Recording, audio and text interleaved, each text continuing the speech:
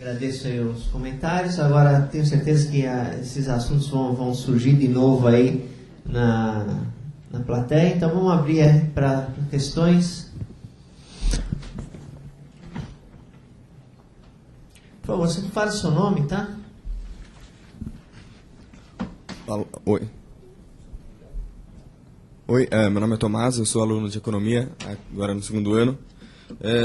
Na verdade, eu queria fazer uma pergunta para a Leda, mas também linkando com o que o Roberto falou nessa última intervenção dele, porque o seu texto eu acho que está muito interessante, mas coloca o Hayek como o dito pai do neoliberalismo, ou pelo menos do liberalismo contemporâneo, e diz que há uma contradição, no entanto, entre as bases metodológicas do Hayek e a teoria das expectativas racionais e o mainstream atual.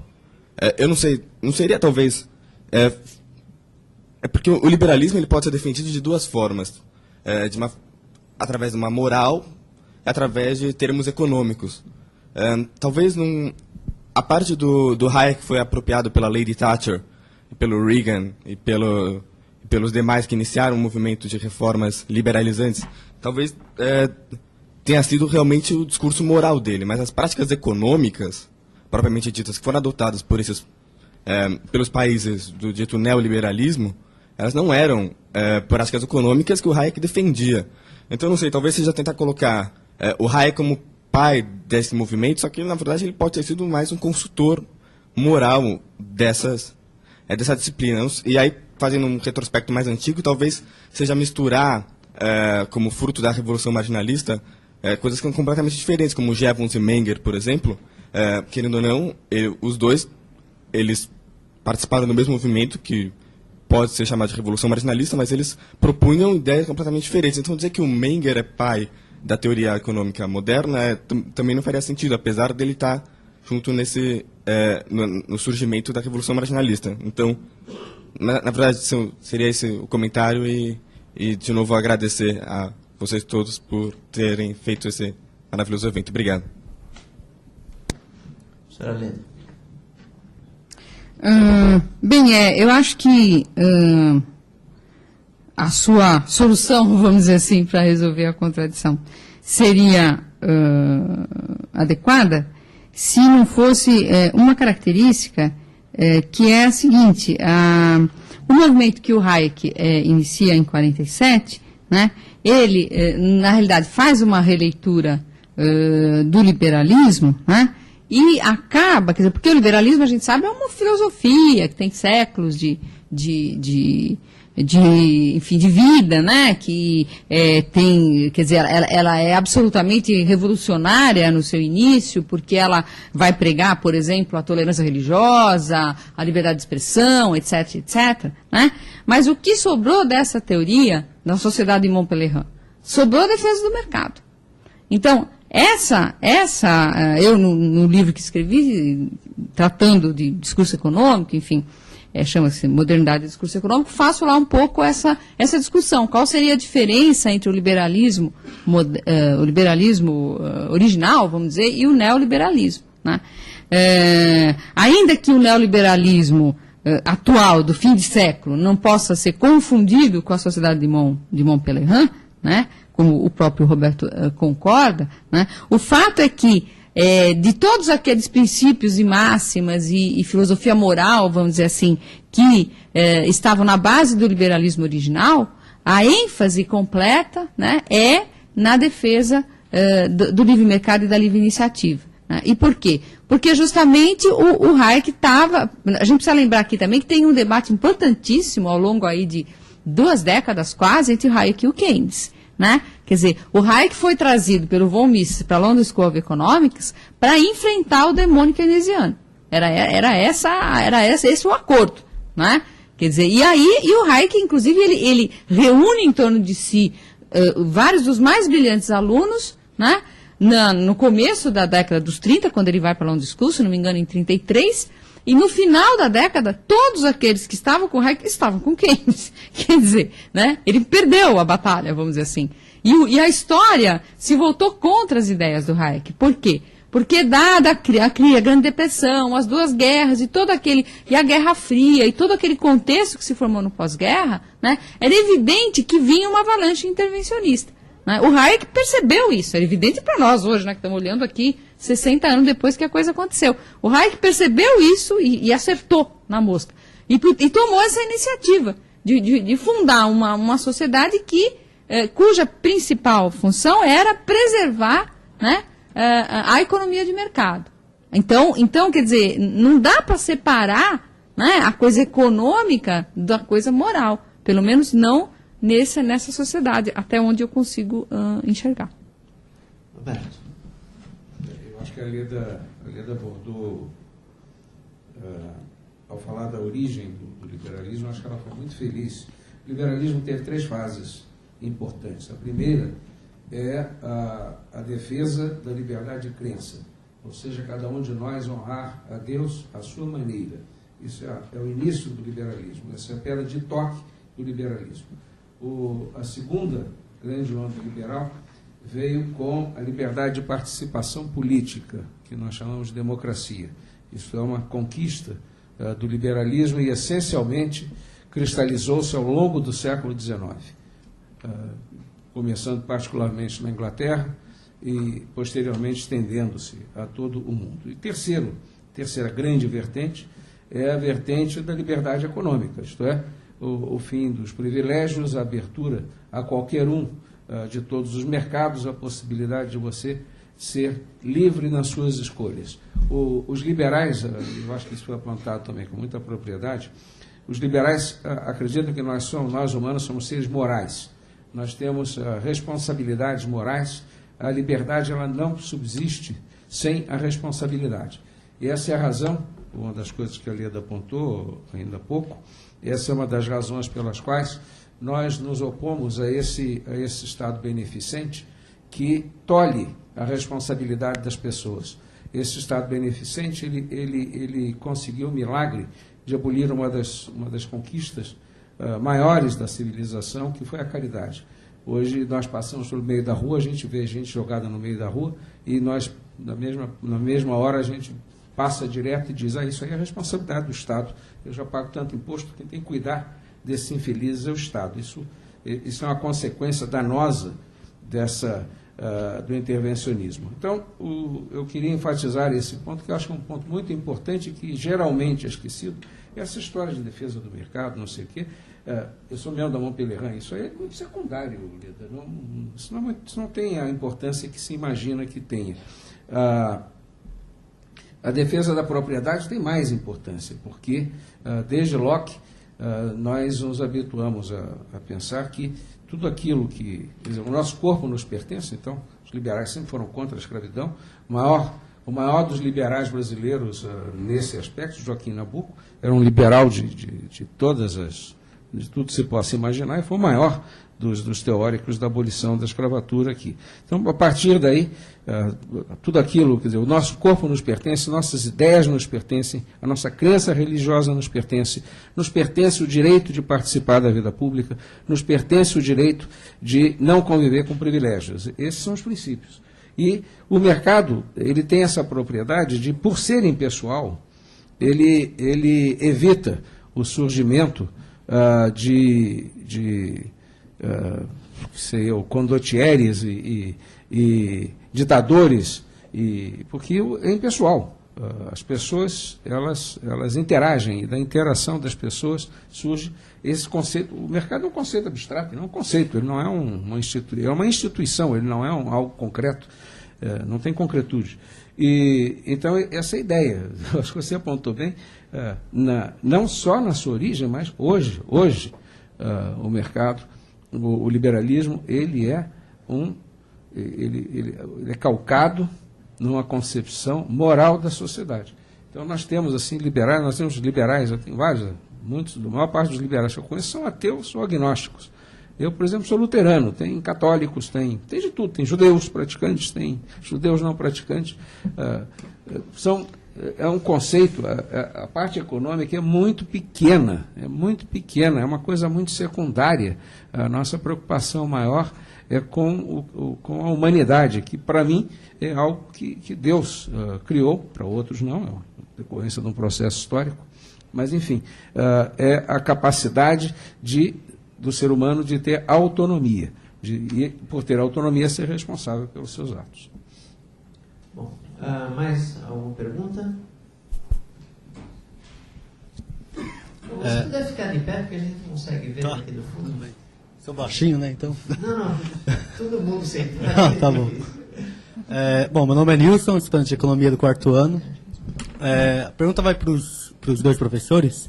Queria saber se dá para fazer um paralelo, que como foi dito aqui, foi dito pela professora Leda e confirmado pelo professor Roberto, de que o movimento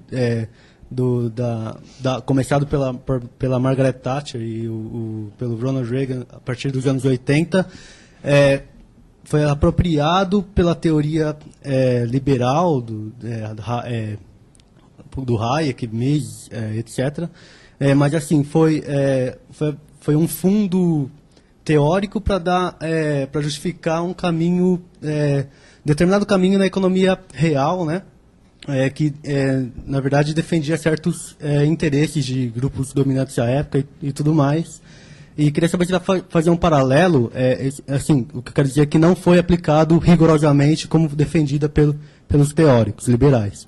E se dá para fazer um paralelo com o que aconteceu com a formação da União Soviética, que apropriou-se da teoria marxista para justificar a formação da União Soviética, e que seguiu certos caminhos que não necessariamente era defendida pelo teórico, por Marx, por exemplo. É isso.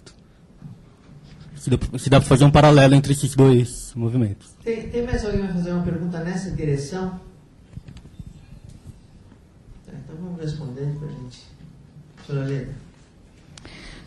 Bom, acho que você se atrapalhou um pouquinho na hora que você falou. Você quis dizer que o neoliberalismo se apropriou, não foi apropriado, né? Ele se apropriou do Hayek, tá certo? E do Hayek, do pensamento do Hayek, para dar um curso à economia real que não necessariamente estava implícito na coisa do Hayek. Da mesma maneira, teria acontecido com a Revolução Russa e a formação da União Soviética, teria se apropriado das ideias do Marx, e acabando por dar um curso à realidade, né, que não estava previsto também no próprio Marx. Olha, antes de dizer se é possível fazer esse paralelo ou não, é preciso lembrar o seguinte, né? O Marx, ele é sempre associado com as assim chamadas experiências do socialismo real, né?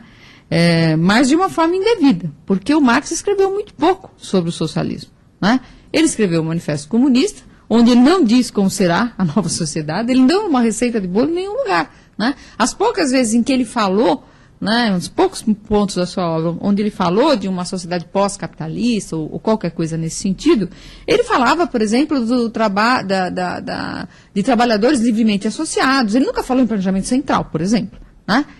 E ele nunca falou muito sobre isso, para dizer a verdade. Quer dizer, o grande assunto do Marx foi o capitalismo, não foi a sociedade pós-capitalista, né? O grande assunto do Marx foi o capital, né? Daí porque a sua obra mais importante chama-se O Capital.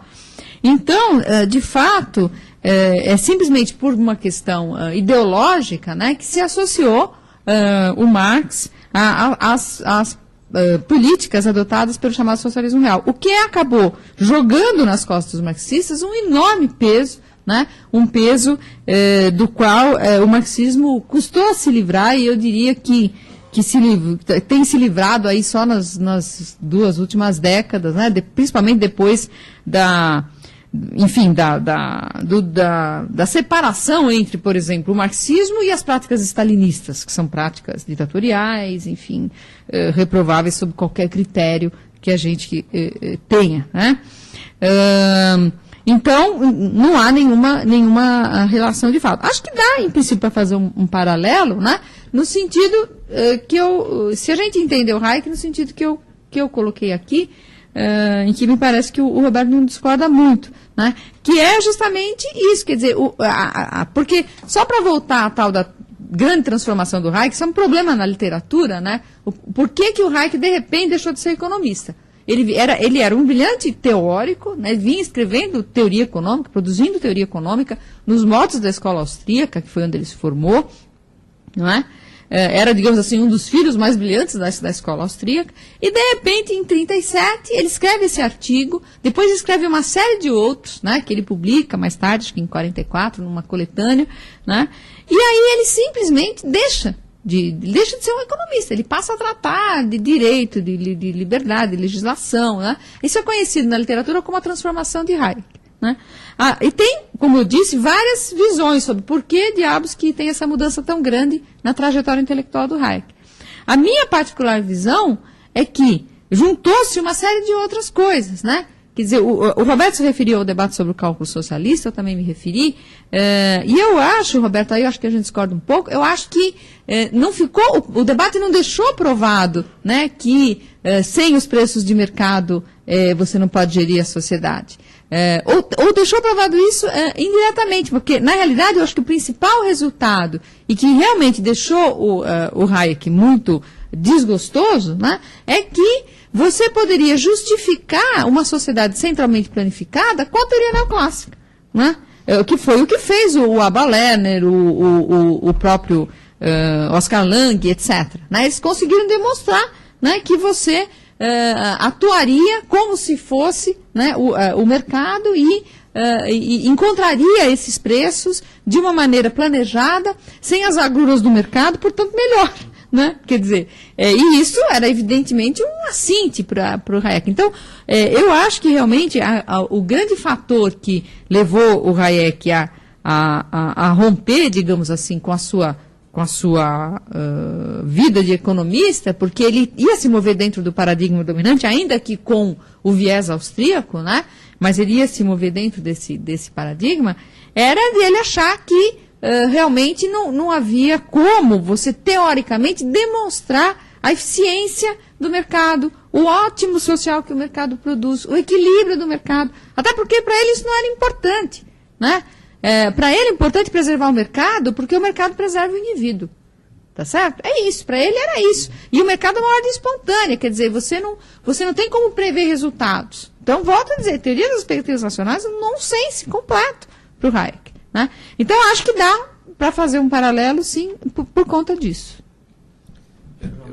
Eu só vou acrescentar duas coisas. Em primeiro lugar, não existe ótimo social na escola austríaca. A teoria econômica austríaca é dinâmica. Essa história de equilíbrio, tender para o equilíbrio, não sei o quê, isso é uma apropriação muito canhestra da mecânica clássica. Na mecânica clássica, sim, mecânica dos fluidos, as coisas tendem ao equilíbrio. Quem já leu David Hume, por exemplo, nota na discussão do Price Species Flow, ele usa uma analogia hidráulica. Fluidos colocados em níveis diferentes, se puderem livremente se interconectar, tenderão todos ao mesmo nível de equilíbrio. Mas isso não existe. Na escola austríaca não existe equilíbrio, como não existe em Schumpeter. Não há essa noção de equilíbrio, essa noção de eficiência estática, essas coisas todas, tudo é da teoria neoclássica. Isso não passa pela cabeça de ninguém. Nós estamos falando muito do Hayek por uma simplificação, é até bom que a gente mencione isso. Muitos liberais criticam muito Hayek, diga-se de passagem, como eu imagino que Marx seja objeto também de crítica de muitos pós-marxistas modernos. O que eu acho que é mais relevante nesse contexto observar é que, o Hayek era advogado originalmente, de formação. Então, o direito para ele sempre teve uma importância muito, muito grande. E o direito, como a fala, como a moeda, como todas essas coisas, são criações espontâneas da vida social. Ninguém inventou a fala. A única fala que foi inventada não é falada. Né? Essa história de Esperanto, ninguém fala Esperanto. Não deu certo, porque é uma coisa que não funciona. Da mesma maneira que não vai dar certo essas dezenas de reformas. Você sabe que eu convivi com 3 ortografias diferentes ao longo da minha vida até agora, porque eu receio que haverá outras. 3 ortografias diferentes. É uma coisa assim, eu consigo até mal, mas consigo escrever na ortografia pré-40, porque ainda se usava aquilo, meu pai escrevia desse jeito, E eu aprendi depois a reforma da década de 40, que eu peguei, e essa agora. Aí agora aboliram uma porção de sinais gráficos que eram extremamente úteis para a gente ler os textos. Eu imagino no futuro meus netos como é que vão fazer para ler, porque vai ser um inferno, vão ter que conhecer as próprias palavras, né? É como em inglês, quer dizer, é difícil, sinais gráficos facilitam a vida, eles não complicam a vida, mas enfim...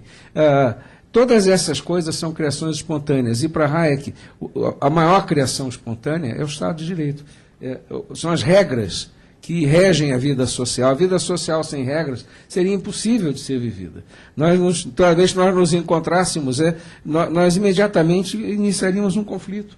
Então, as regras sociais, elas evoluíram, ninguém inventou. As pessoas foram percebendo que certas maneiras de ser são melhores que outras maneiras de ser. E isto, evolucionariamente, as formas que se tornaram impeditivas do progresso foram sendo abandonadas, novas formas foram criadas, e então, nesse sentido, eu não vejo nenhum conflito. Eu acho que seria, aliás, estranhíssimo que Hayek permanecesse um economista. Agora, que de fato houve uma imensa frustração, e eu concordo com você. Os liberais tendem a dizer, os austríacos tendem a dizer o seguinte: nós ganhamos. Não é impossível haver uma economia planejada em que os planejadores inventem os preços, ou criem preços sombra da teoria econômica tradicional. Como é que você chama? Economia vulgar, né? Eu não. O Marx chama economia vulgar.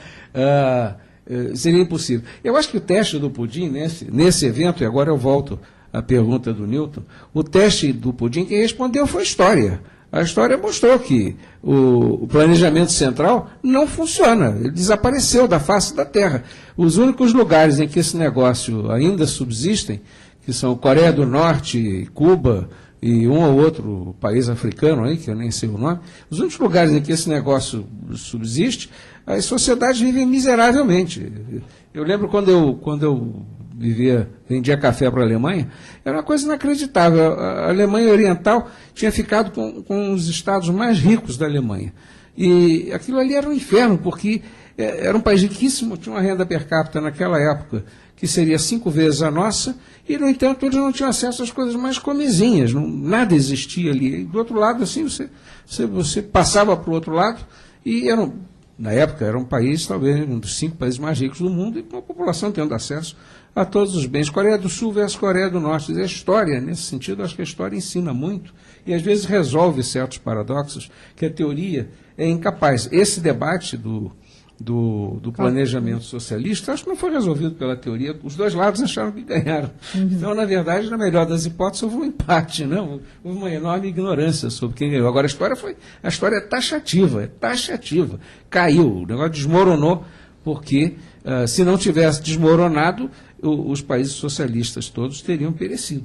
Então, eu acho que nesse aspecto, a história do paralelo, eu acho que funciona no sentido de que o coletivismo talvez tenha sido a grande praga do século XX. O coletivismo teve uma vertente chamada socialista, com Stalin, que produziu dezenas de milhões de mortos. O coletivismo produziu uma vertente chamada de direita, nazista, que produziu outras dezenas de milhões de mortos, infelicidade e destruição. E o coletivismo, e cada um deles baseado numa teoria, né? Teoricamente, Stalin era socialista, estava implantando o programa de Marx. Hitler era um sujeito, estava implantando de volta as melhores tradições do barbarismo alemão, e produziram o que produziram, né? As sociedades democráticas, todas em geral, são economias de mercado. Então, talvez o teste histórico seja um teste mais interessante, porque os liberais acham que nós somos seres imperfeitos. Então, nós nunca almejamos a perfeição. A gente nunca olha para as coisas e diz assim, mas isso aqui está defeituoso. Tudo está defeituoso. Nós somos seres defeituosos, bolas. Perfeito é Deus. Então, as coisas, as instituições, elas são todas imperfeitas e evoluem como tudo na vida, né? Era isso que eu queria dizer a respeito da sua observação. Bom, dado uma última pergunta, então. Alguém quer mais fazer pergunta? Então nós vamos juntar as perguntas. Quem quer fazer pergunta aí? Tem 2, 3. Vamos fazer as 3 ao mesmo tempo? A gente responde e encerra o debate. Por favor. Meu nome é Renato. Tenta ser breve na pergunta. Bem breve. Meu nome é Renato, sou engenheiro ambiental. Pergunta é a seguinte: entre o planejamento central e a total falta de planejamento, não tem um meio termo almejável? Em 2001, por exemplo, a gente teve uma crise energética por ter jogado no mercado a responsabilidade por planejar o setor, que é algo que o mercado não tem capacidade de fazer. Então, como que um liberal vê a questão do planejamento necessário pelo Estado? Mais uma lá atrás. Meu nome é André, eu faço 3º ano de jornalismo. Eu queria perguntar para o professor Roberto, em especial, que o senhor, nessa defesa do Estado forte, falou sobre essa importância da defesa da vida. E eu queria saber em que atividades, em especial, o Estado deve fazer essa defesa, porque depois também o senhor criticou que a gente delegue ao Estado essa proteção dos mendigos, por exemplo. Então, se o Estado deve se engajar em que atividades, por exemplo, o sistema de saúde ou só a segurança pública? Mas aqui, mais uma pergunta e a gente encerra. Aqui, ó.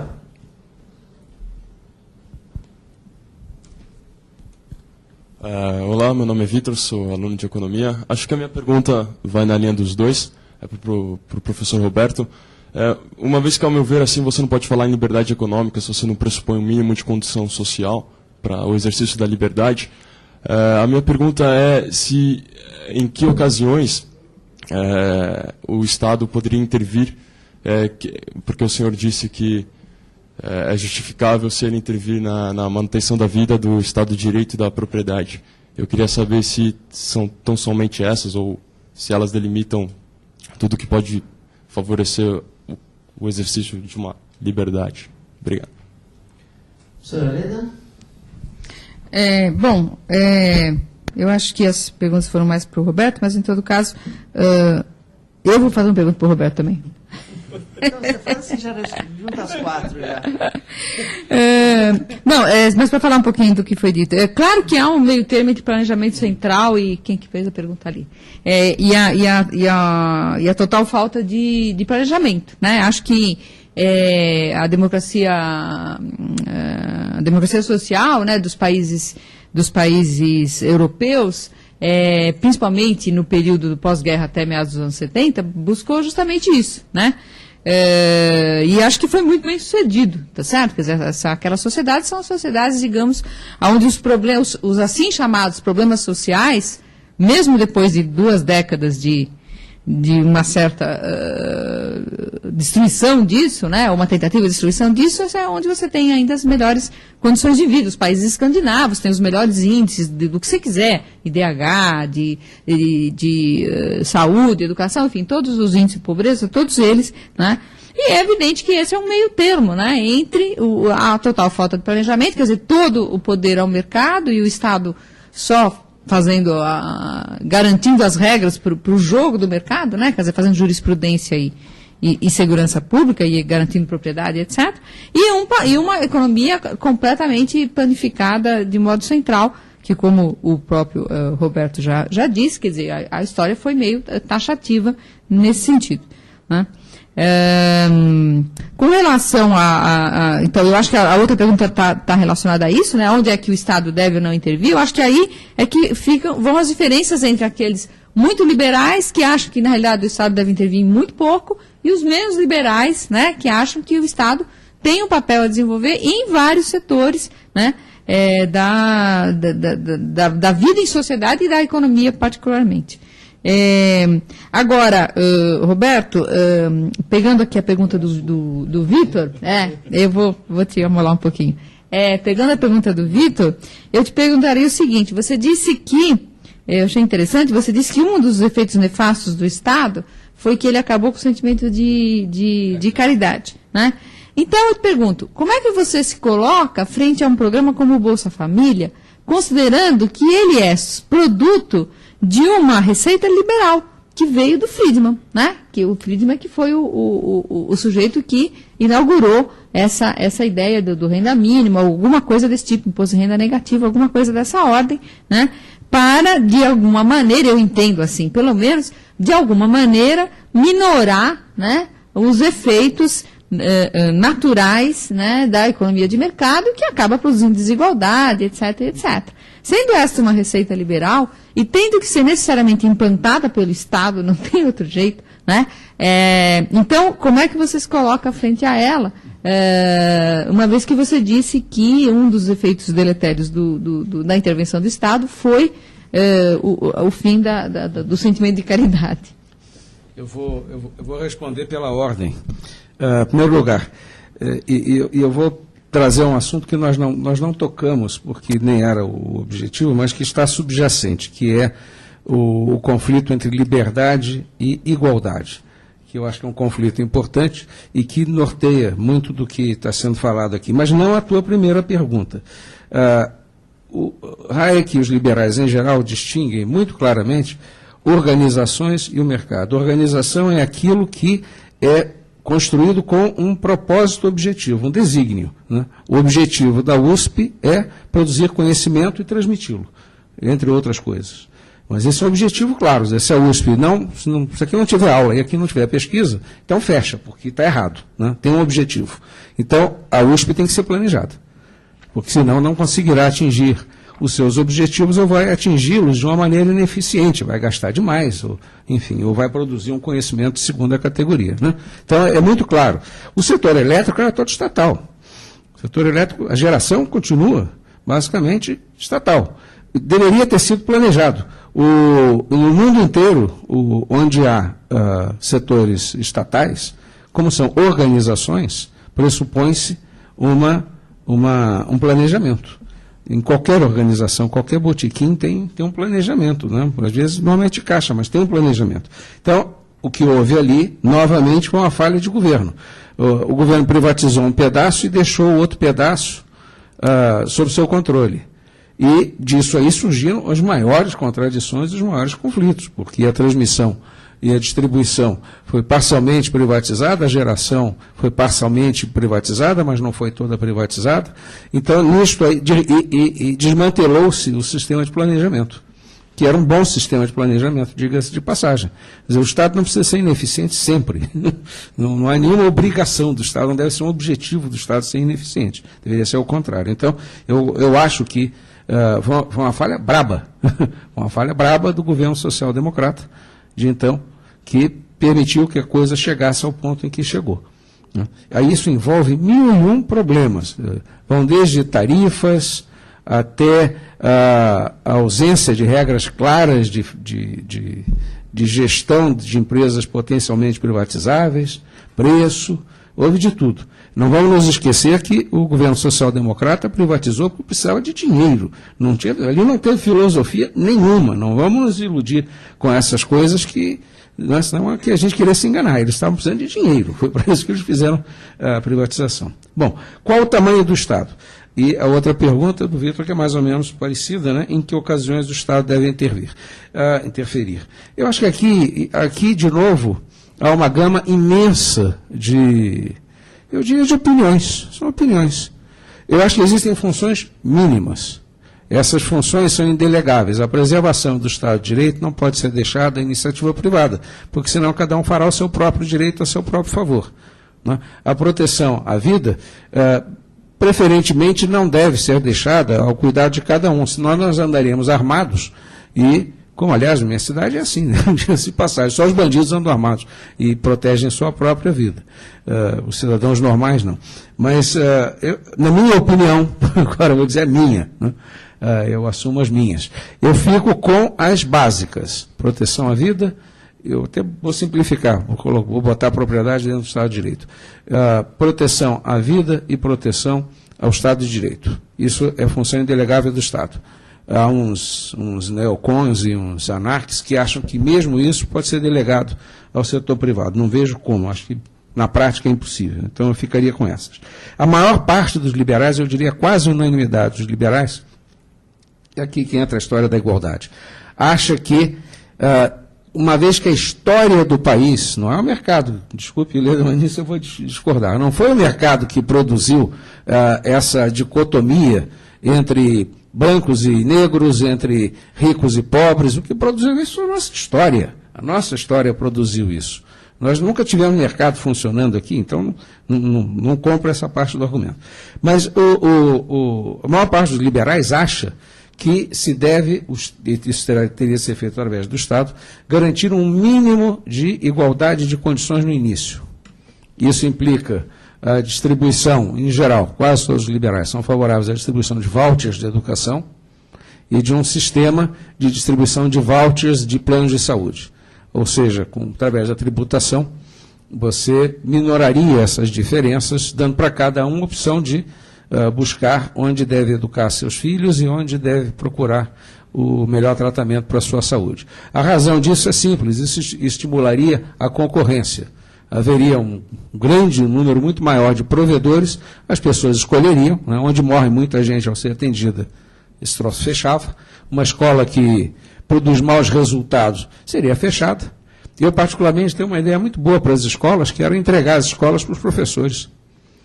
Entrega os prédios incomodados, a USP também, entrega os prédios incomodados e deixa administrar, e cobra para poder pagar as despesas operacionais. Agora, para que isso seja feito, a população deveria ter acesso a uns vouchers, e aí escolheria vir para cá, ir para o IBMEC, ir para outros lugares, né, que também estão nesse mercado. Agora, isso varia muito. Aqui tem uma gama imensa de gente que acha que tem que regular um bocado de coisas. A maior parte dos liberais acha que não se pode admitir em nenhuma hipótese monopólios, porque o monopolista ele tem um poder excessivo, desnecessário. Eu também até compro isso também. Bom, com relação à pergunta da Leda, o Friedman não é considerado muito liberal, viu, Leda? Você sabe disso, mas ele é considerado mais ou menos. Eu não sei se você sabe, nessa reunião de 1947, essa reunião é muito interessante, e tem um site chamado Commanding Heights na internet, que é muito interessante porque descreve e mostra as pessoas que estavam nessa reunião. E nessa reunião, estavam lá discutindo as coisas todas, né? E num dado momento, Ludwig von Mises deu um murro assim na mesa e disse: chega, isso aqui está cheio de socialistas. Ele foi embora. O mais próximo disso estava lá o Polanyi, o Karl Polanyi. Polanyi foi um grande liberal, né? O irmão dele, um grande ele era físico, irmão, né? Acho que era. Bom, então, Bolsa Família. O Friedman, na verdade, defendeu um programa que é idêntico ao programa do senador Eduardo Suplicy. Que eu acho que é uma boa ideia. Eu não acho que é má ideia, não. Já que o Estado interfere tanto, seria melhor que o Estado distribuísse, garantisse uma renda mínima. A ideia do Friedman, curiosamente, não tem muito a ver com equidade, não. A ideia dele era de que você poderia ter um instrumento automático de estabilização, de redução das flutuações econômicas, porque se numa recessão muitas pessoas ficam desempregadas e sem renda, se o Estado garante renda mínima para as pessoas, através de tributação ou aumento da dívida pública, ou simplesmente aumento da base monetária, da maneira que o Estado bem entendesse. Isso garantiria a demanda. É uma ideia bem keynesiana, diga-se de passagem.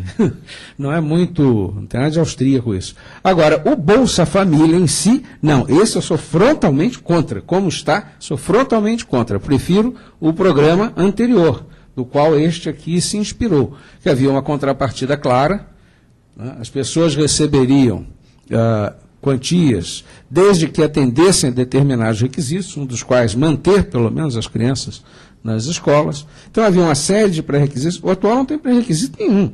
Então, não existe, sim. Tem condicionalidades. Tem algumas condicionalidades. Tem educação e saúde, são condicionalidades exigidas e acompanhadas. É acompanhado? É acompanhado. Eu fiz uma pesquisa para o Ministério do Desenvolvimento Social. Então, tá bom. Então, já não sou tão contra. Porque a mim parece ser um programa eleitoreiro, para falar com toda a franqueza. Eu acho que é um programa eleitoreiro, como era eleitoreiro por quem criou o original, diga-se de passagem. Então, eram essas considerações que eu queria fazer. Tá bom. Com esses comentários finais do professor Roberto, a gente agradece aí a presença da professora Leda, do professor Roberto, um debate super interessante e que trouxe conhecimento aí para a gente, esclareceu alguns pontos. Eu quero dizer que essa série esse seminário encerra a série do seminário do professor Delfim por esse ano, tá? Então todos convidados para homenagem ao professor Delfim no próximo dia 23 de novembro, às 17 horas. Obrigado a todos.